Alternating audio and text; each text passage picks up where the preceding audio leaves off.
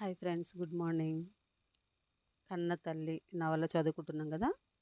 రచించిన వారు ఆచార్య కొలకల్లూరి గారు, చదువుతున్నది కరుణ సిరిమణి. నిన్నటి కథని కొద్దిగా చదువుకుని ఈరోజు కథను ఫాలో అవుదాము. సుల్తానా దొరవారి దృష్టిలో పడటం ప్రధాన సంభాషణ విషయంగా మారింది. దొరవారు ఇద్దరినా, ఒకరినా, ఏ ఒక్కరిని అని ఉద్యోగులు మాట్లాడుకోసాగారు. ఏకాంతంగా, రహస్యంగా. పూజాధికారులకు వెళ్ళవలసిన సమయం. చిత్తరంజన్ దొరవారు జన్మరీత్యా శైవులు. సంస్థాన సౌభాగ్యం కోసం వారు బంగ్లాలో కట్టించిన గుడిలో బ్రహ్మ విష్ణు మహేశ్వర విగ్రహ ప్రతిష్ఠ చేయించారు. దాని పేరు జీవావరణం.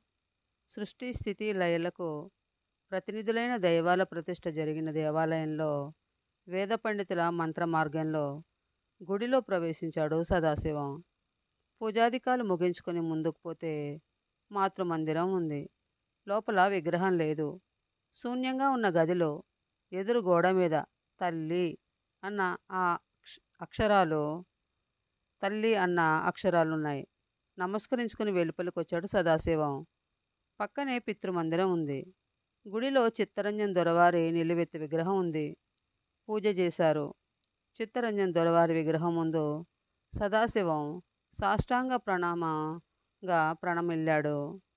పెద్ద దొరవారు మరణించినప్పటి నుంచి సదాశివం తల్లి గుడిలో, తండ్రి గుడిలో పూజ చేస్తున్నాడు.